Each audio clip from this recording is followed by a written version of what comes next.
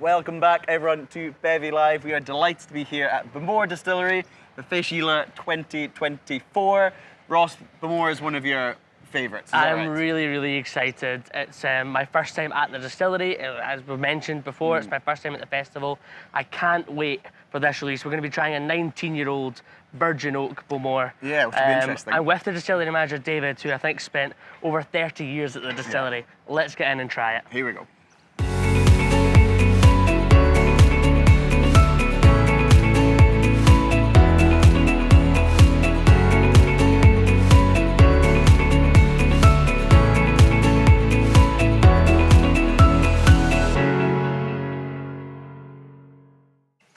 Well, gents, here we are. Happy Wednesday. Happy Fèis Ìle 2024. We're delighted to be here at Bowmore Distillery with distillery manager David Turner. Thank you very much for taking the time to meet with us, taking away from the busyness and the atmosphere outside. Just have a little peace and quiet for 10 minutes and enjoy some nice drams. Yeah. So Bowmore is always a highlight of the festival for me, and probably one of my favourite Islay single malt brands as well. There's been so many stunning expressions. Ross, it's one you're quite fond of as well. We've spoken, you know, and we've been speaking over the course of the week. It's my first festival and how I've been kind of struggling with some peated whiskies, but Bowmore has always been a whisky that I've always warmed to. Obviously the oldest distillery in Islay, 1779. The history, it's such an icon of Scotch whisky. And what we have today is the special release. It's a 19-year-old using Virgin Oak. Tell us a little bit about how this one came about and about this liquid, David. Okay, welcome to Bowmore, guys. This is a festival bottle for 2024. This one is a 19-year-old. It's natural cask strength, 54.8%. Wow. This one spent its first 4 years in bourbon barrels. They were married together and then put into Virgin Oak for 15 years after that. So you can see it's taken up a bit of colour from the Virgin Oak. It's rich in colour. It's natural cask strength. Let's get it open and get a sample. Yeah, for those that are new to, well, kind of newish to whiskey, that maybe haven't had too many Virgin Oak influenced whiskies before, what is a sort of typical profile that you get from Virgin Oak? Virgin Oak, you still get the distillery character shining through from Virgin Oak, but it's a bit more intense, it's a bit more spicy, because the cask previously didn't hold bourbon or Bowmore, so it's a bit more spicier, picks up a bit of colour as well. Natural bourbon would be lighter in colour, so you'd say this is like rich mahogany in colour. It's taking a bit of colour from it's lovely. Taking a bit of colour from the Virgin Oak cask it's matured in. Sure. And our Virgin Oak cask that Bowmore are going to do a lot more of in future. I know we've used some in the past. The next few years, it's we mainly fill bourbon and sherry at Bowmore, but we find Bowmore is a kind of perfectly balanced Islay. The peating level is kind of, coincidentally, Bowmore sits in the middle of Islay, so our peating level is in between the lightly peated and the heavily peated Islay, so we kind of see ourselves or call ourselves a midly peated or a perfectly balanced Islay whisky. Nice.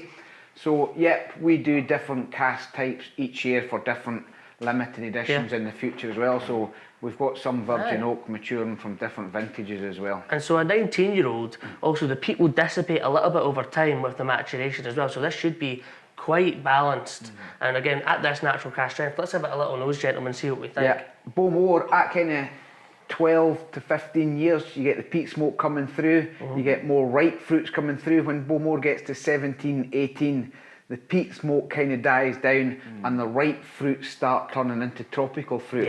So there should be just a distinctive Bowmore smokiness in the background in this one, and the fruits should be starting turning from ripe to tropical. We should get some ripe and some tropical at this age. Yeah, it smells absolutely delicious. That smoke, as you say, is very light. If you know it's there, it's in the background a lot. You get the spiciness from the Virgin Oak cask coming through here. And it gives a kind of body and richness, the Virgin Oak actually, which a lot of people might only associate with European oak. You get the stewed fruits coming through as well. Absolutely. I think it's a pleasant surprise, because when we were looking at the label before we started filming, we saw it's, you know, the two cask types, and in this day and age, usually, you know, the different one or the interesting one is maybe just a finish. So it's maybe just been in there for a year or two. But this is a significant amount of time in the Virgin Oak casks. So even after 4 years, the bourbon would kick it along. It'd be quite fruity, vanilla sweetness from the bourbon, and then that would be enhanced from the the spiciness from the virgin oak casks I mean, as well. the palate, I've jumped ahead, the palate, you do get that spice from the virgin oak, but the finish, as you said, it's mango. It's unbelievable. This is, I've had a few Bowmores in American oak previously, again, an older expression, and it's what made me fall in love with the distillery because it's so unique to get that burst of juicy fruitiness. The fruitiness comes through and the peat smoke is just lingering in the background. I don't think you also get too much strength on the nose. I think the nose is actually, it drinks quite well at the strength, and the spice is probably coming from the virgin oak rather than the alcohol here. What a dram. I think it's, you mentioned you love Bowmore and bourbon. I'm probably partial to Bowmore and sherry, and I'm aware of the legendary black Bowmores and all these things. And I was kind of intrigued to try it with such a strong virgin oak influence, and it shows just how versatile and how flexible the spirit is as well. It does show you Bowmore new make spirit is delicate, but it does mature well in bourbon and sherry. So we've had, we're talking about 3 different cask types there, but the DNA of Bowmore is still coming through, which is quite rare. I'm going to add a wee bit of water to mine as well, gentlemen, see what I think. But absolutely love the palate so far. I think Bowmore shines, that the true distillery character shines through in the bourbon mature. I agree with you, that's my preference. A 54.8's not too strong, but I would recommend probably at that strength, just add 4 wee drops of water, just a decent sized dram. And that'll just open up the flavours, it'll just reduce the strength a wee bit, and it should totally open up. The fruits that we're getting will be even stronger. Yeah. And it won't be so spicy with the wee drop water. David, how long have you been here at Bowmore? I've been here, come the 4th of June, I'll be here for 34 years. Fantastic, And what does Bowmore Day and Fèis Ìle for you? Tell me a little bit about, how much you enjoy the festival and what it's like for you. The festival's a fantastic week, it's the best week of the year. It's great to see distilleries have their own different days, but we do stuff on other days as well. So some people like to come to the really crowded day, but other visitors like to come to the quieter days. They get more interaction with the distillery. It's quieter at each distillery. So no, it's a fantastic week for each distillery, and it's a fantastic week for the tourist.